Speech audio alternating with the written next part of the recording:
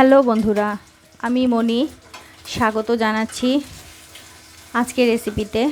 আজকে রান্না করব এই তো মাঝারি সাইজের চিংড়ি নিয়েছি। বড়ও না আবার একদম ছোট ছোটও না, এই সাইজের চিংড়ি নিয়ে ধুয়ে পরিষ্কার করে রেখেছি। আর এই তো আলুগুলোকে এভাবে কেটে নিয়েছি। তো আলু আর চিংড়ি মাছ দিয়ে আমি ভাপা চচ্চড়ি রান্না করব। তো সাথে থাকুন, দেখতে থাকুন আমি কিভাবে রান্নাটা করছি। তো আমি চিংড়ি মাছের ভাপা চচ্চড়িটা রান্না করার জন্য প্রথমে আমি এই পেঁয়াজগুলোকে একটু ভেজে নেব।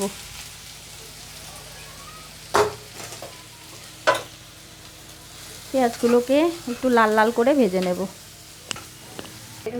তো দেখুন আমি পেঁয়াজটাকে লাল করে ভেজে নিয়েছি। এবার আমি এটা তুলে নেব, তুলে একটু ঠান্ডা করে নেব। নিয়ে চিংড়ি মাছটাকে মাখবো আর কি, আলু আর চিংড়ি মাছ একসাথে মাখবো। তো এই তো আমি পেঁয়াজটাকে তুলে নিলাম, একটু ঠান্ডা হওয়ার জন্য ওয়েট করব। তো এবার আমি চিংড়ি মাছগুলোকে মেখে নিচ্ছি। চিংড়ি মাছগুলোকে সুন্দর করে ধুয়ে পানি ঝরিয়ে নিয়েছি। তো আমি এই আলু, পেঁয়াজ আর এই চিংড়ি মাছ এর ভেতরে দিয়ে দিলাম। এরপর একে একে মশলাগুলো অ্যাড করে দেব। প্রথমে আমি দিয়ে দিলাম স্বাদ মতো লবণ, 1 চামচ হলুদের গুঁড়ো। আর আমি রান্নাটা বাটা মশলা দিয়ে করছি। সে ছোটোবেলায় মাকে দেখতাম ধনে জিরে এগুলো বেটে রান্না করতো। তো রান্নাগুলো খেতে খুব টেস্টি লাগতো আর কি।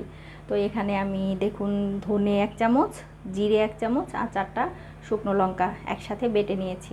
তো এখানে 2 চামচের মতো আছে, আমি সম্পূর্ণটাই এর ভেতরে দিয়ে দেব। তো অনেক দিন বাটা মশলার তরকারি খাই না, তো ভাবলাম আজকে একটু রান্না করি। তো এবার আমি সব কিছু এর সাথে কচলে মেখে নেব, খুব ভালো করে কচলে মেখে নেব। এবার আমি পরিমাণ মতো তেল দিয়ে দিচ্ছি।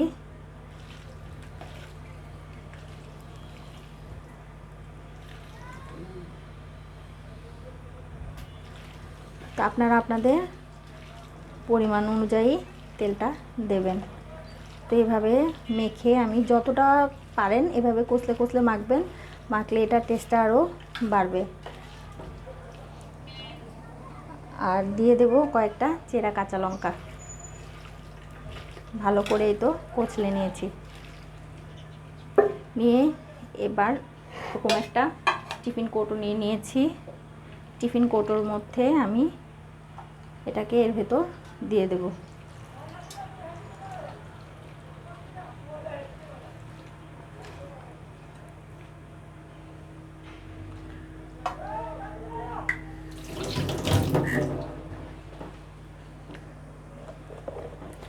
তো দিয়ে এর ভেতর আমি আরেকটু তেল দিয়ে দেব।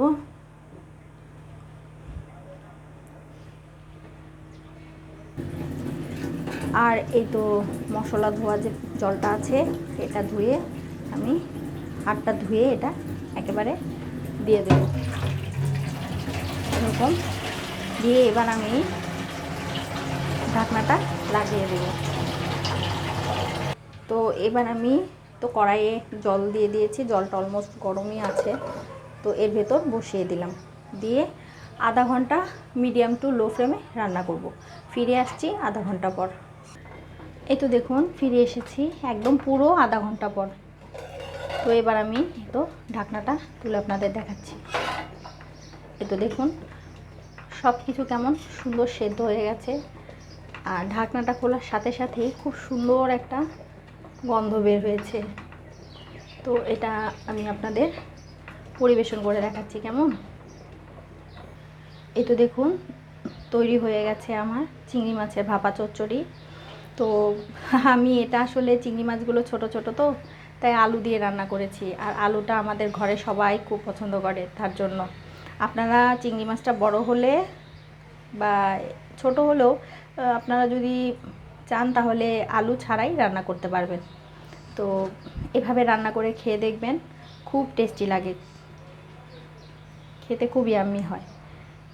তো যদি আমার রান্নাটা আপনাদের ভালো লেগে থাকে তাহলে প্লিজ প্লিজ চ্যানেলটাকে সাবস্ক্রাইব করে দেবেন, পাশে থাকবেন, বেশি বেশি করে লাইক করবেন, শেয়ার করবেন, কমেন্ট করবেন, কেমন? আর যারা ফেসবুক থেকে দেখছেন তারা ফলো দিয়ে দেবেন।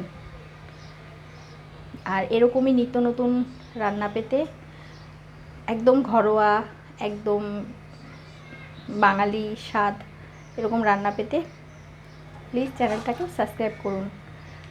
আজ এ পর্যন্তই, দেখা হবে অন্য আরেকটি রান্নাতে। সবাই ভালো থাকবেন, সবাইকে টেস্টি টেস্টি খাবার রান্না করে খাওয়াবেন, কেমন?